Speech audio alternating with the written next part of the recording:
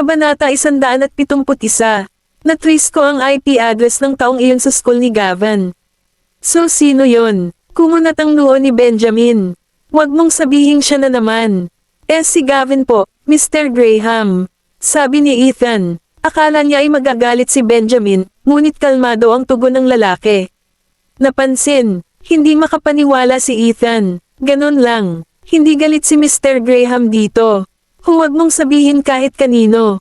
With that, ibinaba ni Benjamin ang telepono. Bumalik sa katinoan si Ethan at gamaan ang pakiramdam. Mabilis niyang sinira ang ebidensya. Natutuwa akong inuuna ni Mr. Graham si Gavin. Benjamin, bakit ka nandito? Sa ospital, napansin ni Sean na nagkataong nakikipag-usap sa isang kasamahan, si Benjamin at lumakad ito upang salubungin ang lalaki. Nasugatan ka ba? Dagdag pa ni Sean nang mapansin ang mga bahid ng dugo sa sando ni Benjamin. Hindi ako yon. Naaksidente si Dana. Dinala ko siya dito. Nakakunot ang noo ni Benjamin habang nakatingin sa stained shirt niya. Naaksidente si Dana. Okay lang ba siya? Napabuntong hininga si Sean. Napatingin siya sa ward. Siya ay may bali sa paa, ang kanyang ulo ay nasugatan, at siya ay malamang na nakoncussed. Mahina ang sagot ni Benjamin. Tumingin si Sean sa kanya at tinapik siya sa balikat. Magiging maayos din siya. Huwag kang masyadong mag-alala. Tinitigan siya ni Benjamin nang walang sabi-sabi. Maya-maya ay nagtanong si Sean sa mahinang boses, concern ka pa rin sa kanya, ha? Kayo ba ay? Hindi mabasa ang ekspresyon ng mukha ni Benjamin. Pinalis ni Sean ang tanong at iniba ang usapan. Nako, may iba pa akong gagawin. I guess dapat na akong umalis. Tawagan mo ako kung may kailangan ka. Tumango si Benjamin. Nagtagal siya sa labas ng ward bago bumalik. Pagkatapos lumiko sa isang kanto, tinawagan ni Sean si Kingsley at sinabi sa kanya ang tungkol sa aksidente sa sasakyan ni Dana. Serves her right. Walang naramdamang simpatiya si Kingsley kay Dana. Sabi mo nandyan si boss. Don't tell me in love pa rin siya sa masamang babae na iyon. Napabuntong hininga si Sean. Tiyak na kamukha nito. Akala ko ba sinabi mo na interesado si boss kay Miss York? Naramdaman ni Kingsley na mas bagay sina Benjamin at Erisa bilang mag-asawa. Whatever. Wala tayong masasabi dito. Nasa kanya na ang lahat, sabi ni Sean. Gosh, masama ang pakiramdam ko kay Gavin, sabi ni Kingsley, tila naiinis. Ang babaeng iyon ay minamaltrato ang bata. Bakit babalik si Benjamin sa kanya? Samantala, nagkagulo ang paaralan. Walang mahanap ang 5 bata. Hindi nakita ng mga surveillance camera ang paglabas nila ng paaralan. Iyon ay dahil pinakialaman ng mga bata ang mga device. Si Robert at ang mga guro ay nabalisa. Isang oras na ang nakakalipas simula nang mawala sila. Sinubukan nilang hanapin ang mga bata sa labas ng paaralan ngunit walang resulta. Sa huli, wala silang choice kundi ipaalam kay Erisa. Nang maangin si Erisa na nawawala ang kanyang mga anak, na blanko ang kanyang isip. Muntik na siyang mawala ng malay. Okay ka lang, Miss York. Ang kanyang kasamahan, na nasa isang pulong sa kanya, ay sumugod upang mahuli siya. Nagpapanik si Erisa. Napasandal siya sa upuan niya. Napakagat siya sa kamay niya at bumalik sa katinoan. Pagkatapos, sumigaw siya sa telepono, bakit nangyayari ito? Paano sila nawala? Nanginginig ang mga kamay niya nang maisip ang posibilidad na kinidnap sila ni Dana. Pasensya na po talaga. Hahanapin natin sila sa lalong madaling panahon. Alam ni Erisa na hindi ngayon ang oras para magtanong. Kailangan niyang mahanap ang kanyang mga anak. Mabilis siyang lumabas ng meeting room pagkababa niya ng telepono. Kabanata 172. Narinig ng mga kasamahan ni Erisa ang pag-uusap niya sa telepono. Nagpalitan sila ng tingin. Nawawala ang mga anak ni Miss York. Dapat tayong sumali sa paghahanap. Tara na. Kasabay nito, ang lahat ay umalis ng sama-sama. Bago pa makapara si Erisa ng taxi, nagmaneho na ang mga kasamahan niya. Miss York, pasok ka. Sasama kami sa iyo. Ibinaba ni Charlie ang bintana ng kotse at sinigawan siya. Kayo, labas ang pasasalamat ni Erisa sa suporta. Bumalik na kayong lahat sa opisina. Kailangan ko lang tingnan ang mga bagay-bagay. Halika, sumakay ka na lang sa kotse, Miss York. May lakas sa mga numero. Makakatipid din tayo ng oras. Dahil sa ayaw ng patagalan, mabilis na tumalon si Erisa sa sasakyan. Salamat guys, huwag mo nang banggitin, Miss York. Ngayon, hanapin natin ang iyong mga anak. Tumango si Erisa. Nakakuyom ang mga kamao. Namuo ang pagkabalisa sa loob niya. Paanong nawala ang mga bata? Miss York, sinubukan mo na bang tawagan ang iyong mga anak? Ang paalala ay nagpabalik kay Erisa sa kanyang katinoan. Agad niyang tinawagan si Zachary. Natarante siya nang marinig ang tungkol sa insidente mula sa paaralan. Hindi pa rin nawawala sa isip niya ang mga pananakot ni Dana. Para sa isang sandali, siya ay nalilito. Hindi natuloy ang tawag dahil naka-off ang phone ni Zachary. Nadurog ang puso niya. Dinial niya ang number ni Gavin pero walang epekto. Anong nangyayari? Nanginginig ang mga kamay ni Erisa sa takot. Sunod niyang tinawagan si Oliver. Sweetheart, sagutin mo ang tawag. Please, bulong niya sa ilalim ng kanyang hininga sa dismaya. Walang nakakaalam kung paano aliwin ang nagdadalamhating babae. Umaasa lang sila na isa itong false alarm. Sa pagkakataong ito, natuloy ang tawag. Nagulat si Erisa. Pawisan ang mga kamay niya. Kunin ang tawag, sweetheart. Pakiusap, mommy. Nasa bibig ni Erisa ang puso nang marinig ang pamilyar na boses na nagmumula sa kabilang linya. Bahagyang naaliw, maingat siyang nagtanong, sweetheart. Kasama mo ba ang mga kapatid mo? Oo, sila. Anong meron, mommy? Bitbit ang ilang merienda sa kanyang mga bisig. Naglakad si Oliver papunta sa kanyang mga kapatid na nasa unahan niya. Bagamat tila maluwag ang sagot ni Oliver, muling nagtanong si Erisa, nasaan ka ngayon? Nakidnap ka ba? Hindi, pagtanggi ni Oliver. Hindi siya nang ahas na sabihin sa kanyang ina na dinala ang mga masasamang tao sa himpilan ng pulisya. Mommy, wala tayo sa school ngayon, pero huwag kang mag-alala. Ang sabi ng mga kapatid ko, kailangan nating makaligtas. Kaya naman kami nakalabas. Nang marinig iyon, tuluyang nakahinga ng maluwag si Erisa. Gayunpaman, bumangon ang galit sa kanya. Di ba sabi ko huwag kang lalabas ng walang pahintulot? Alam mo ba kung gaano kadelikado ang pag-alagala mo ng ganyan? Nag-alala ako tungkol sa iyong kaligtasan nang sabihin sa akin ng paaralan na nawala kayong lahat. Mga anak, bakit hindi niyo sinabi sa akin ng maaga? Halos takutin mo ang buhay ko. Pasensya na po, Mami. Nahuli kami sa isang bagay at nakalimutan naming sabihin sa iyo, paghingi ng paumanhin ni Oliver. Nasaan ka ngayon? Tanong ni Erisa na sobrang galit. Nasa Allswat kami. Allswat. Nagsalubong ang kilay ni Erisa. Nandyan pa yata si Bradley. Matapos tanungin kung nasaan ang kanyang mga anak, sinabi niya sa kanila na manatili sa kinaroroonan nila. Pagkatapos, tinawagan niya si Bradley at sinabihan siyang kunin ang kanyang mga anak. Miss York, nahanap mo na ba sila? Tanong ng mga kasamahan niya pagkatapos niyang ibaba ang tawag. Oo, mag-isa silang umalis ng school.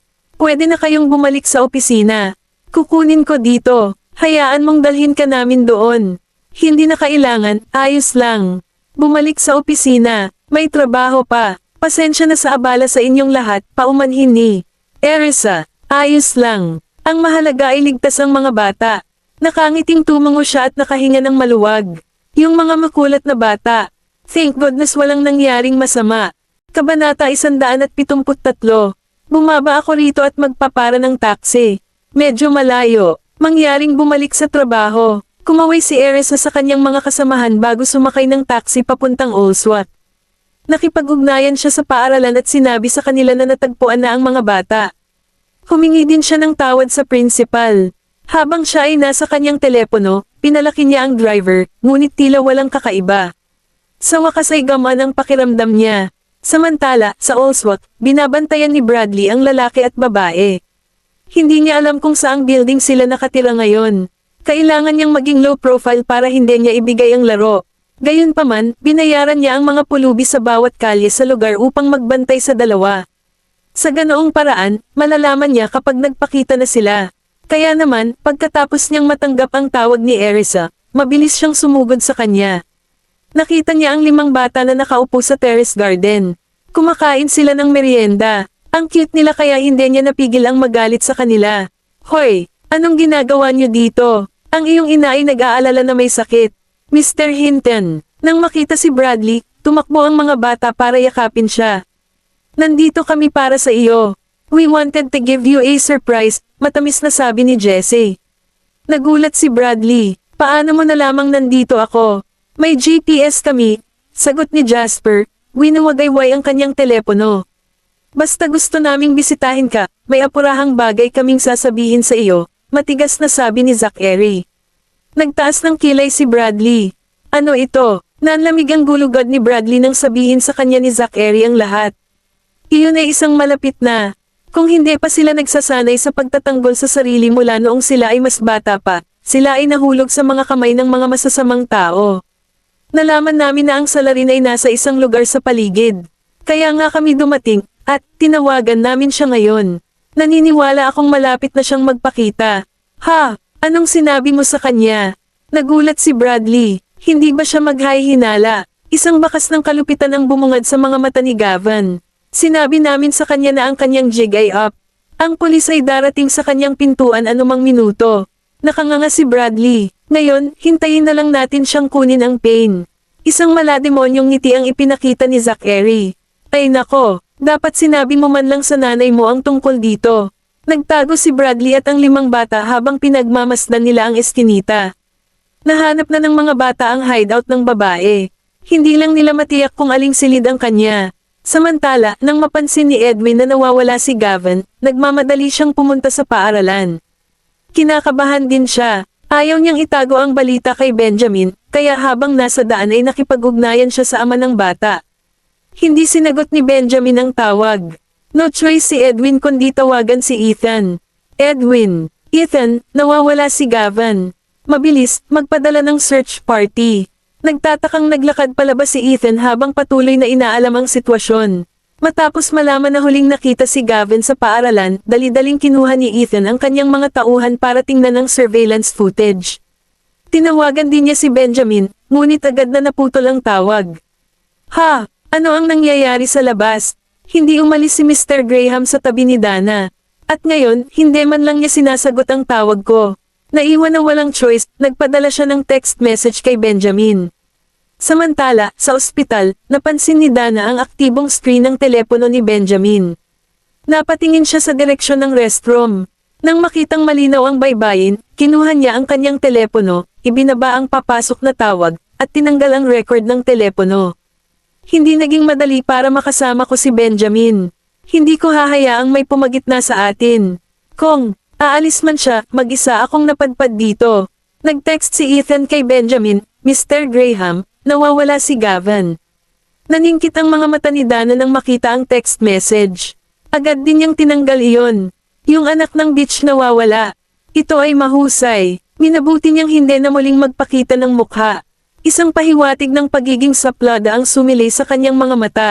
Bumukas ang pinto. Agad na ibinaba ni Dana ang telepono ni Benjamin at bumalik sa kama, nagkunwaring tulog. Kabanata 174. Lumabas si Benjamin mula sa banyo. Sinulyapan niya ang natutulog na babae. Lumapit siya sa kama at napansin niyang wala sa orihinal nitong posisyon ang phone niya. Sandaling natigilan, dinampot niya ito. Sinilip niya ang babae sa kama. Tinignan niya ang phone. Walang mga missed call o text messages. Nagsalubong ang kanyang mga kilay. Akmang susuriin na niya ang aplikasyon, dumating ang tawag ni Edwin. Lumabas si Benjamin sa ward bago sinagot ang tawag. Anong meron? Mr. Graham, natagpuan na si Gavin. Kasama niya ngayon si Miss York. Nakatanggap si Edwin ng balita pagkarating sa paaralan. Ang pagkaalam na ligtas ang mga bata ay sa wakas ay nawala sa kanyang isipan. Pagkatapos ay tinawag niya si Benjamin upang ihatid ang mabuting balita. Nagningning ang mga mata ni Benjamin. Tanong niya sa mahinang boses, hindi ko maintindihan. Anong ibig mong sabihin? Nawala na ba ang bata? Tila walang alam si Benjamin sa pangyayari, kaya ipinaliwanag ni Edwin ang lahat. Dumilim ang mukha ni Benjamin. Agad niyang tinawagan si Ethan. Mr. Graham, kanina ko pa hinihintay na tawagan mo ako. I tried to call you. Nag-aalalang sambit ni Ethan. Pinutol ni Benjamin, teka, sinubukan mo akong tawagan. Ibinalik niya ang tingin sa direksyon ng ward. Nang marinig iyon, nagngangalit si Dana. Istorbo talaga. Oo, ginawa ko. Ilang beses kitang tinawagan at pinadalhan pakita ng text message. Nagtaka si Ethan, ngunit nagpatuloy siya, gusto kong sabihin sa iyo na nawala si Gavin. Tapos, ngayon lang ako tinawagan ni Edwin at sinabing natagpuan na ang bata. Nandito ako sa istasyon ng pulis para makipag-usap sa mga kidnapper. Si Benjamin ay matiyag ang nakinig. Pinaikit niya ang kanyang mga mata, kumislap ng malamig na kislap.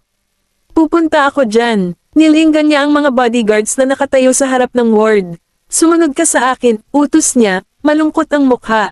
Benjamin. Umalangaw ang mga hiyawan mula sa loob ng ward, ngunit pinili ng lalaki na lumayo kasama ang kanyang mga bodyguard. Samantala, sa wakas ay dumating si Erisa sa Allswat. Pagkababa pa lang niya ng sasakyan ay natanong niya ang babae na balisang lumabas kasama ang isang lalaki. Direkta siyang sumugod sa kanila, at binigyan ang babae ng isang malupit na sampal sa mukha. Napatulala ang babae, bakit mo ako sinaktan? Akmang babalikan niya ang pabor ay sinalubong niya ng tingin si Erisa. Sa isang iglap, namutla ang mukha niya. Ikaw, sampal. No holds barred, ilang beses siyang sinampal ni Erisa ng sunod-sunod. Umagos ang dugo sa gilid ng bibig ng babae. Lumapit kay Erisa ang lalaking katabi ng babae sa kabila ng kanyang pagkakasala. Si Bradley, na nakarating doon sa tamang oras, ay hinawakan ng lalaki at pinalo ito ng malakas. Nakipagpalitan siya ng nakakaalam na tingin kay Erisa. Sa tunog ng kanyang sipol, pinalibutan ng kanyang mga tauhan ang lugar. Ano ang sinusubukan mong gawin? Hindi mo maaaring kunin ang batas sa iyong sariling mga kamay. Labagsak pagbabanta ng lalaki na buong lakas ng loob. Ito ay isang walang saysay na pagtatangka dahil si Bradley ay pinatumba siya ng malamig. Gustong tumakas ng babae. Iniunat ni Erisa ang kanyang paa, natisod ang babae at napasubsob sa kanyang mukha. Miss York, paalisan mo na kami. Wala kaming pasok sa'yo. Nakadapa, hinawakan siya ni Erisa sa kanyang buhok at isinandal ang kanyang ulo sa lupa. Sinalubong ng baba ng babae ang matinding sakit habang tumutulo ang mga luha sa kanyang mga mata. Sumigaw siya, tulong, inaatake tayo. Natahimik siya nang maramdaman ang mapurol na dulo ng kutsilyo ni Bradley sa kanyang leeg. Inutusan niya ang kanyang mga tauhan na isakay ang dalawang sospek sa sasakyan. Nasaan ang mga bata? Nawala ang pagkabalisa ni Erisa habang papunta siya sa Allswat. Hindi niya akalaing makakaharap niya ang dalawang salarin ng ganoon kaga. Ayan, itinuro ni Bradley ang hideout ng mga bata. Tinanggal ng mga bata ang surveillance footage, inimpake ang laptop, at tumakbo papunta sa kanilang ina. Mommy, sabay-sabay nilang sigaw. Kabanata 175. Nawala ang kanilang pananabik nang makita ang mabagsik na tingin ni Erisa. Pinagmasdan niya ang mga bata mula ulo hanggang paa. Nang makitang wala silang sakit, napabuntong hininga siya sa kaloob-looban, ngunit nanatiling tuwid ang mukha niya. Ngayon, sabihin mo sa akin, bakit ka nag-skip ng school? Dahil sa galit niya, tumalon sila mula sa kanilang balat. Hindi mo ba alam na nag-aalala ang lahat sa'yo? Putol ni Erisa, nakakita ng pula. Ang kanilang pagkawala ay nagpapanatili sa mga guro at punong guro sa mga pinat karayom. Nang sabihin sa kanya ng paaralan ng tungkol dito, halos mamatay siya sa takot. Mommy, I'm sorry. Paghingi ng tawad ni Zachary habang nakayuko ang ulo. Ikinalulungkot niya dahil nabigo silang ipaalam kay Erisa bago isagawa ang kanilang plano. Nais nilang sabihin sa kanya pagkatapos nilang mahuli ang mga salarin. First time ni Gavin na makita si Erisa na namumugto sa galit. Medyo natakot siya. Alam niyang kailangan niyang tanggapin ang responsibilidad. Kaya ayon, lumapit siya. Pinagtanggol niya si Zachary at nag-fess up, Mommy, really sorry. Ito ay aking ideya. Inakay ko sila palabas ng school. Ako ang may kasalanan. Please wag kang magalit kay Zachary. Napagtanto na natatakot sa kanya ang kanyang mga anak, ginawa ni Erisa ang kanyang makakaya upang pigilan ang kanyang galit. Lumapit si Bradley sa kanila at nagbigay ng magandang salita para sa mga bata. Hey, boss. Hawakan mo ang apoy mo. Tamang-tama ang paglabas nila sa paaralan. Sino ang nakakaalam kung nasaan sila ngayon kung wala sila? Ano ang sinabi mo? Tinitigan ni Erisa ng dagger si Bradley. Muntik na silang makidnap, sabi ni Bradley habang lumulunok. Pinagpawisan si Erisa nang marinig iyon. So, totoo naman, may sumubok talagang kunin sila. Nilinggan niya ang kanyang mga anak, ngunit wala ni isa sa kanila ang nangahas na tingnan siya sa mga mata. Sinabunutan nito ang puso niya. Nakasquat, hinailan niya si Gavin at ang iba pa sa yakap niya. I'm so sorry. Hindi ko alam kung ano ang nangyayari. Hindi ko sinasadyang magalit sa'yo. Akala ko gumagala ka ng walang dahilan. Nag-aalala ako na baka nasa panganib ka. Dapat na kontrol ko ang galit ko. Niyakap sila ni Erisa ng mahigpit. Kung may mangyari sa iyo, sino ang nakakaalam kung ano ang maaari kong gawin sa babaeng iyon? Lihim na nagpalitan ng makahulog ang tingin sina Zachary at Gavin.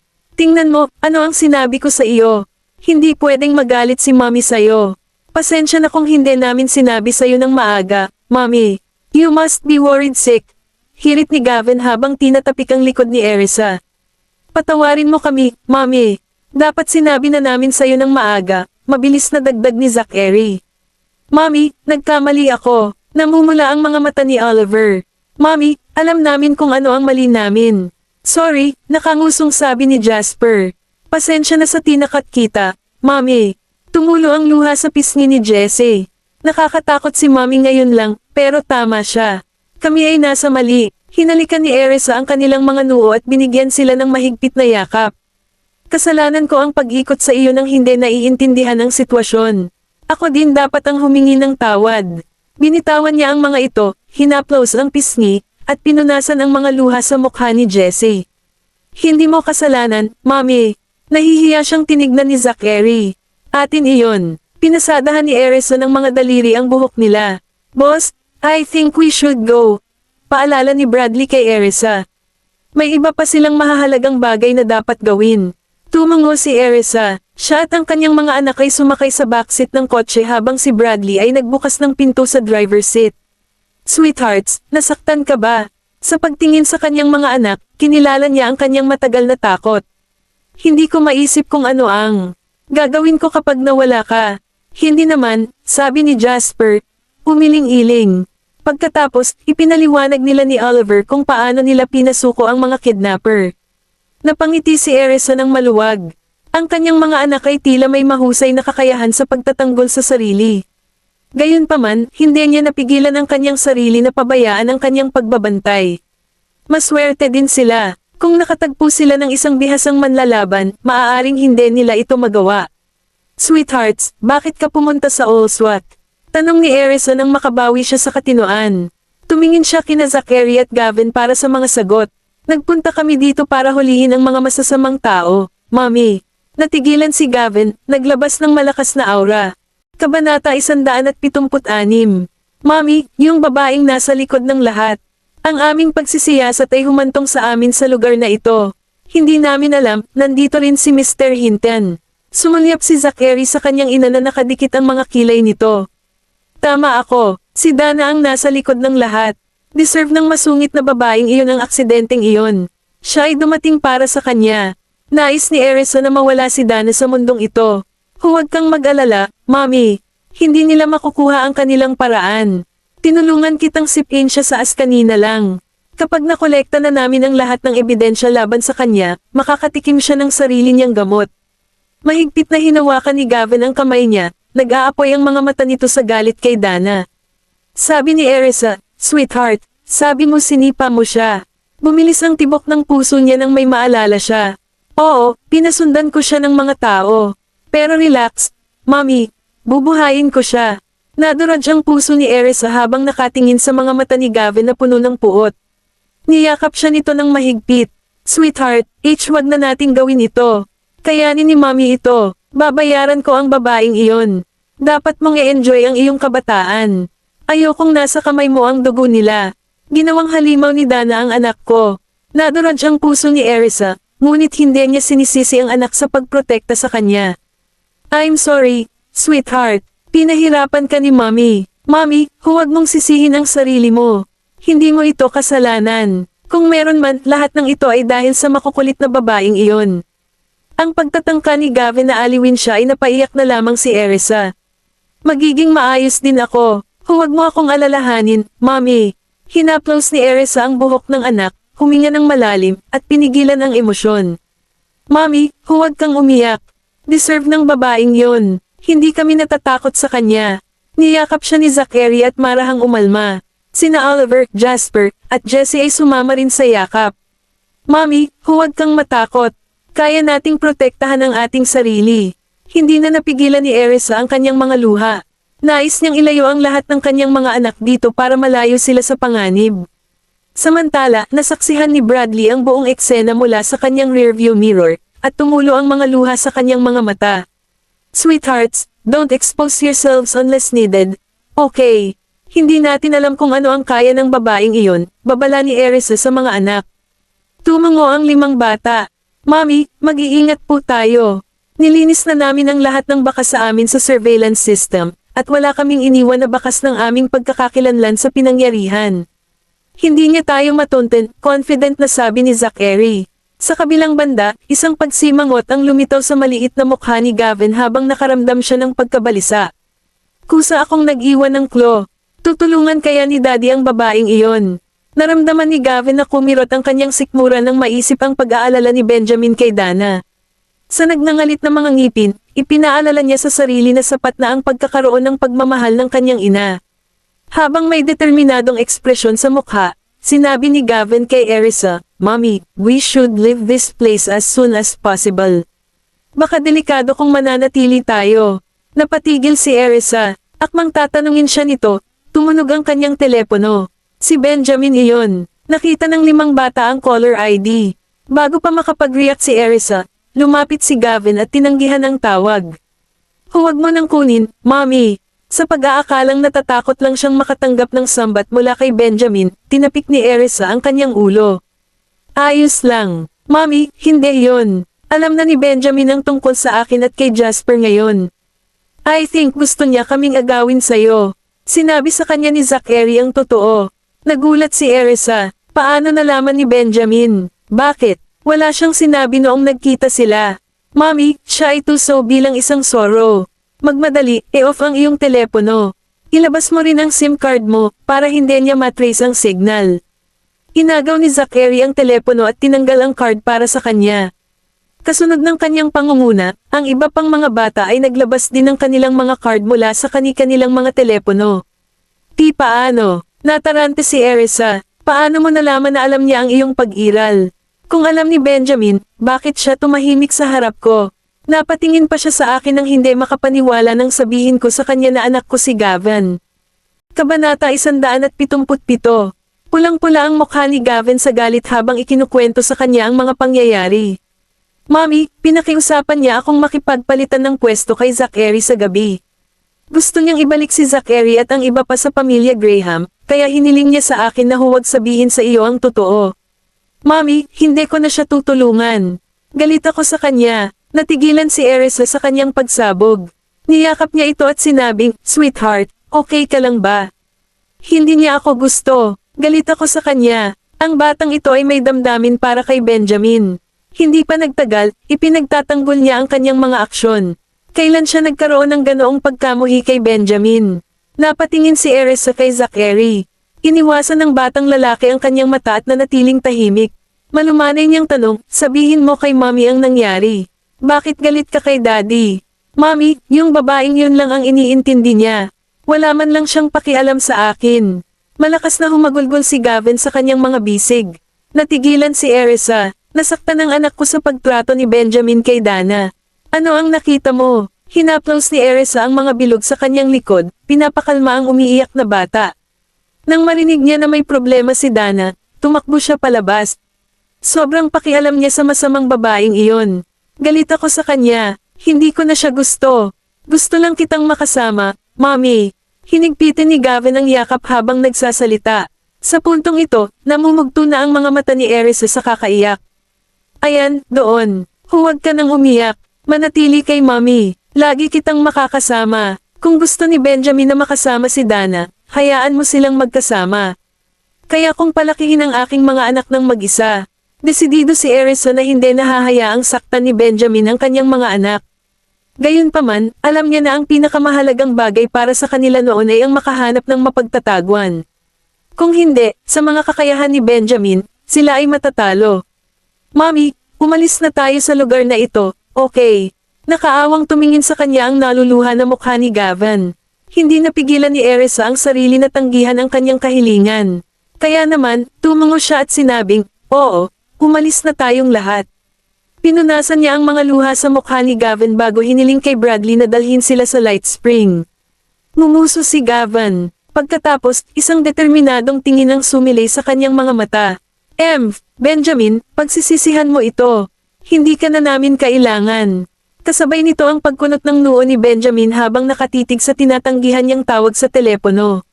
Sinubukan niya ulit, ngunit naka-off ang telepono.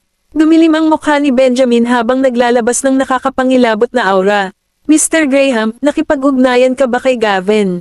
Pinagmasdan ng mabuti ni Ethan ang reaksyon ni Benjamin. Sinulyapan siya ng huli ng malamig na sulyap na nagdulot ng panginginig sa kanyang gulugad. Pinatay ng babaeng iyon ang phone niya. Alamin kung nasaan siya sa sandaling ito. Oo, natakot si Ethan. Bakit kinailangang patayin ni Miss York ang kanyang telepono? Kahit na pagkatapos ng ilang pagsisikap, hindi pa rin siya mahanap ni Ethan. Mr. Graham, hindi ko siya mahanap, napuno ng malamig na pawis ang noo ni Ethan habang iniulat ang masamang balita kay Benjamin. Gayunpaman, sinubukan niyang bigyan ng katiyakan ang kanyang amo. Sigurado akong ligtas si Gavin kasama si Miss York. Pinaikit ni Benjamin ang kanyang mga mata. Anong laro ang nilalaro mo ngayon, Erisa? Nakalabas na ba ang report? Nanatiling bakal ang mga mata ni Benjamin.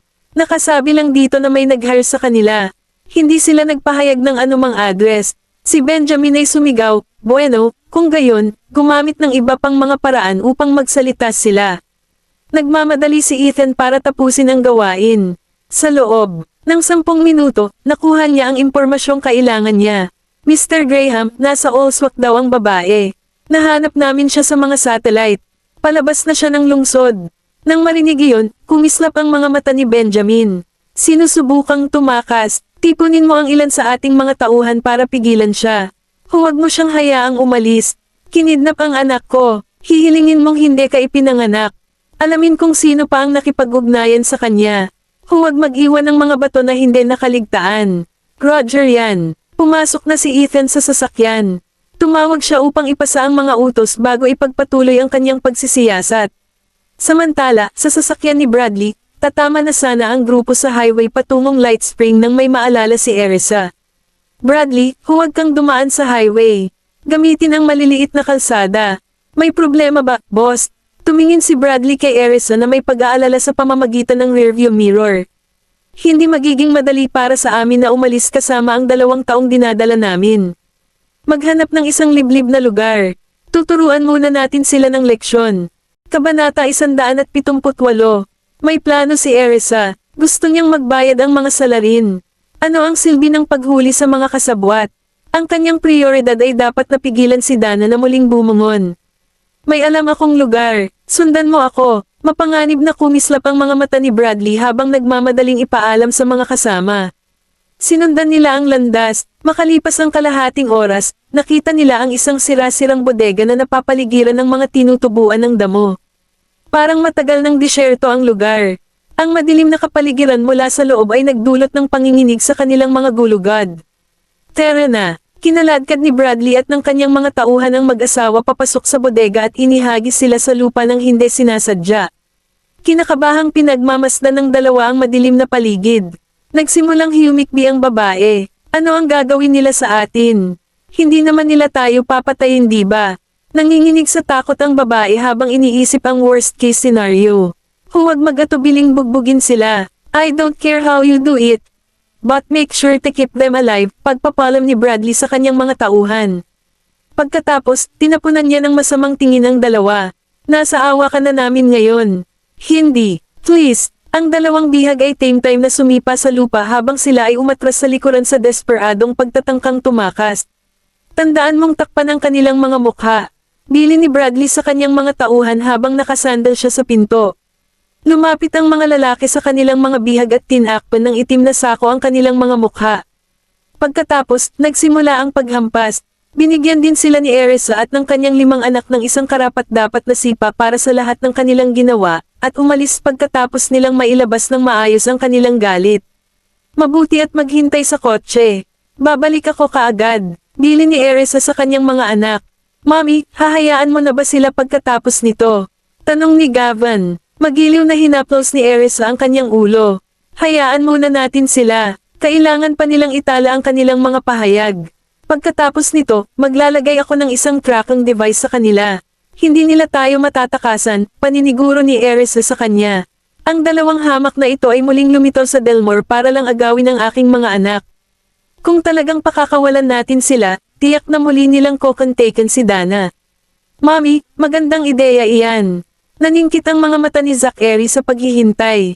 Mommy, alam mo ba kung paano gamitin ito? Nagdududang tumingin si Jasper kay Erisa. Kailangan mo ba ng tulong ko? Hindi na kailangan. Alam ko kung paano gamitin ito. Manatili ka lang sa kotse. Babalik ako kaagad. Paalala niya sa kanila. Okay, mag-ingat ka, Mommy. Masunurin namang tumango si Jessie.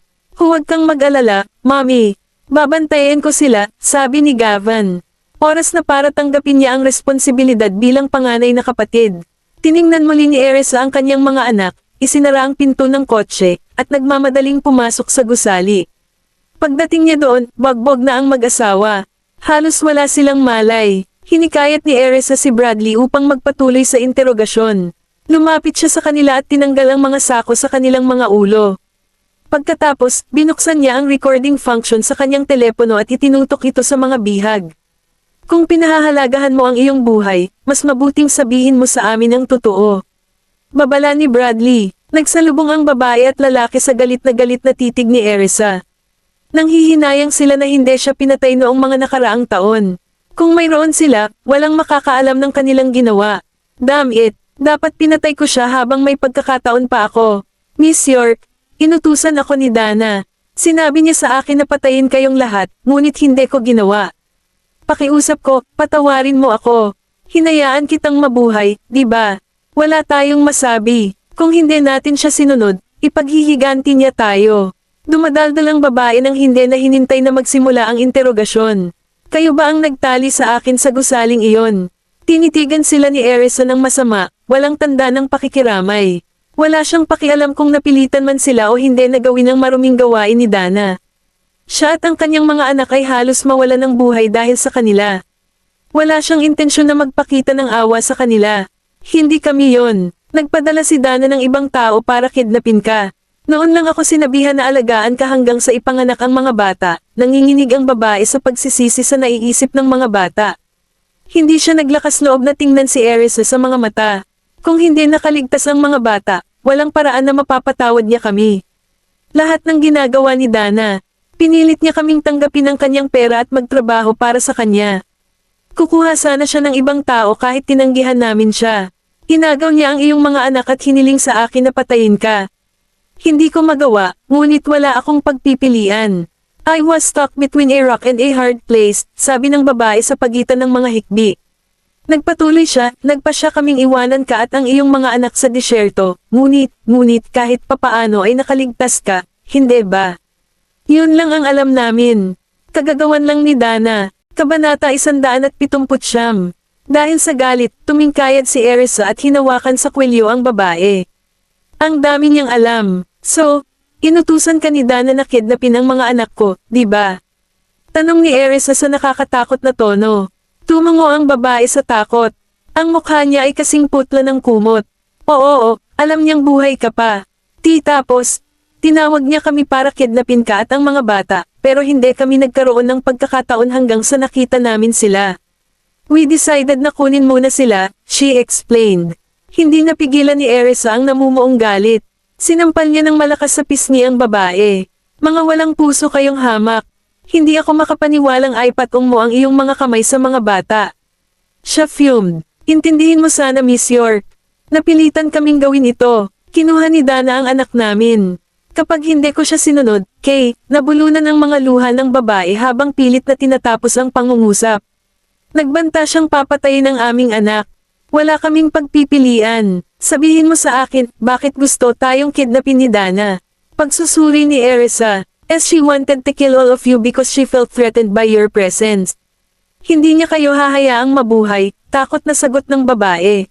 Wala akong ginawa, sabi ng lalaki, nanginginig ang boses. Mas natatakot siya sa kamatayan kaysa sa kanyang asawa. He went on, ako lang ang driver. Si Dana ang nag-utos sa amin. At wala ring ginawang masama sa iyo ang asawa ko. Hindi kanya pinatay noon. Sa tingin mo ba bingi ako? Sinaman siya ng tingin ni Erisa. Alam niyang gustong patayin sila ng lalaking ito. Ang babaeng nagligtas sa kanilang buhay. Nanginginig ang lalaki nang makaramdam siya ng pananakit ng guilt. Talagang ayaw naming pumatay ng sinuman. Protesta niya. Alam ba ni Dana na buhay pa ang mga anak ko? Nagpa siya si Erisa na ibahin ang usapan. Nagkatinginan ang mag-asawa at mariing umiling. Hindi namin sinabi sa kanya. Hindi ka namin makidnap, kaya sinubukan naming kunin ang mga anak mo. That way, at least may maipapakita tayo sa kanya. Kapag tapos na ang lahat, hindi namin siya ma-inform sa tamang oras, paliwanag ng babae. Huminto siya sandali, at sinabing, actually, 4 na bata lang ang nakita namin kaninang umaga. Hindi kami sigurado kung sino sila noong una, ngunit tiyak na kahawig sila ni Benjamin. Kaya, nagpasya kaming kidnapin muna sila para tingnan kung anak mo nga ba sila. Nagkataon na nagbabantay sila sa malapit sa bahay ni Erisa nang magkasamang lumabas ang 4 na bata. Nagulat sila dahil kamukhang kamukha ng mga bata si Benjamin. Ang mga bata ay eksakto ang mga inabandona nila sa disyerto sa mga nakaraang taon. Sa pag-iisip na iyon, nagpasya silang kumilos sa kabila ng mga panganib. Ayaw nilang mapahamak ang mga bata. Nais lamang nilang hikayatin sila at sagutin ang ilang mga katanungan. Gayunpaman, nahuli sila sa akto bago nila madala ang mga bata. Mayroon lang kaming ilang mga katanungan para sa kanila, ngunit natuklasan kami bago namin magawa iyon. Napatingin ang lalaki kay Bradley. Hindi pinaaral ni Bradley ang mga bata dahil nakabuntot siya sa mag-asawa. Ang mag-asawa ay bumalik sa Olswak pagkatapos ng matagumpay na pag-iwas kay Bradley. Nag-recruit sila ng ilang gangster para tulungan silang kidnapin ang mga bata. Magagawa sana nila ang kanilang misyon kung mapatunayan kay Erisa ang mga bata. Kung hindi, hahayaan nila ang mga bata. Sa kabutihang palad, mali ang kalkulasyon ng mga hamak na ito, kung hindi ay nasa panganib talaga ang aking mga anak. Sino pa ba ang nasangkot sa pagkidnap ko noon, bukod kay Dana? Napangisi si Erisa, umiling ang babae at sinabing, hindi ko alam. Sinabi ko na sa iyo ang lahat ng nalalaman ko. Maya-maya lang nag-arte ng kutsilyo si Erisa at idiniin ang talam sa mukha ng babae. Sa isang mahinang laslas sa pisngi. Bumulwak ang dugo mula sa sugat. Hindi ang kutsilyo, pakiusap.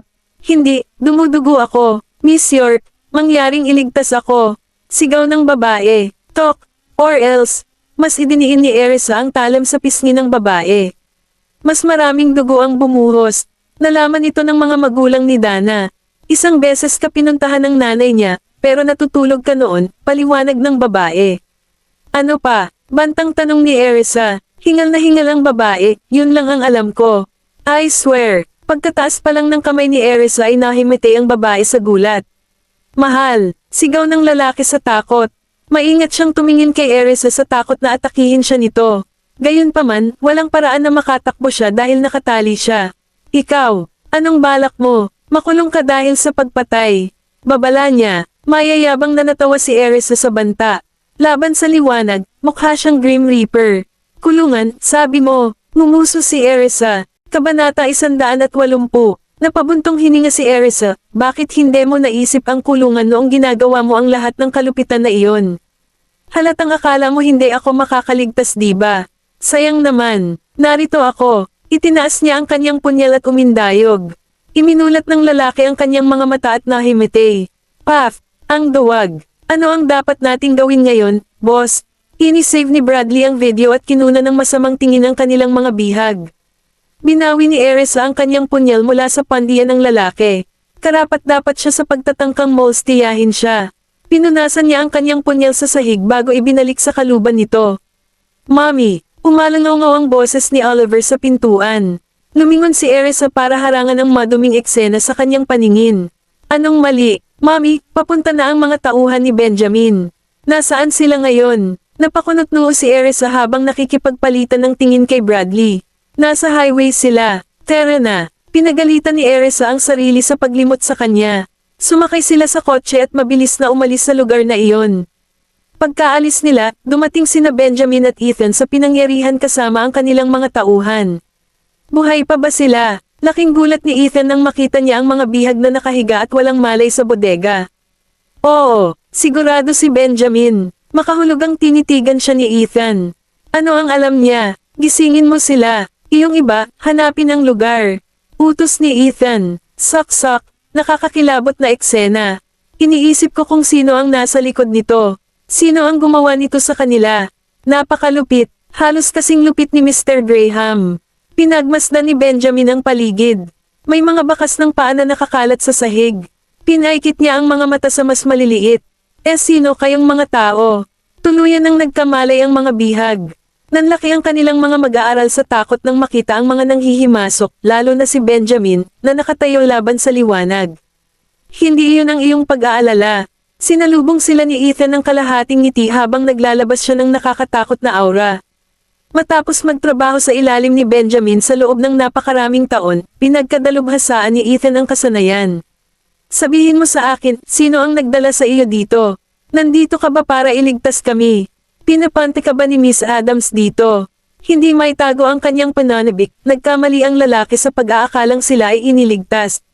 Nilinggan ni Ethan si Benjamin, na ang ekspresyon ay nanatiling hindi nababasa. Ang hanggang na tao ay nagbuhos ng mga butil ng hindi sinisiyasat. Si Erisa pala, dinala niya kami dito, binugbog niya tayo, at bakit niya gagawin iyon? Putol ni Ethan, unti-unting napagtanto ng lalaki na wala ang mga taong nasa harapan niya para iligtas sila. Umiwas siya ng tingin kay Ethan. Pumasok si Benjamin at binigyan ng makahulugang tingin si Ethan. Nanginginig ang lalaki nang makita niya si Benjamin. Benjamin. Sinaman siya ng tingin ni Benjamin. Halos mabasa ng lalaki ang kanyang pantalon. Ginoong Graham, nakikita kong hindi ka na estranghero sa takot. Naisip mo ba nang kinidnap mo ang anak ni Mr. Graham na maaaring mangyari ang ganito? Tinulak ni Ethan ang paa niya sa lalaki, tapos tumango siya sa mga bodyguard. Kaagad na puno ng kahabag-habag na iyak ang hangin. Umalangaw ang masasakit na hiyawan sa buong abandonadong bodega at nagpatuloy ng mahigit 10 minuto. Ang mag-asawa ay huminga ng mahina. Mas mabait sana ang kamatayan. Wala ni isang bahagi ng kanilang katawan ang nakaligtas sa pagpapahirap. Mr. Graham, maawa ka, lahat ng ito ay ginagawa ni Miss Adams. Hindi namin kinidnap ang iyong mga anak. Ang gusto lang namin ay ang mga anak ni Erisa. Silang apat takot na takot, sinabi ng babae kay Benjamin ang lahat. Namilog ang mga mata ni Benjamin. Maging si Ethan ay hindi napigilan ang kanyang pagkabigla. 4 na anak, ano ang ibig mong sabihin? 2 lang si Miss York, di ba? Teka, gawin mong 3 yan kung bibilanggan natin si Gavan. Napatingin si Ethan kay Benjamin, na hindi pa rin natauhan. May kasama siyang 4 na bata. Kaninang umaga lang namin nalaman, and they all look identical to Mr. Graham, nanginginig pa ring pag-amin ng lalaki.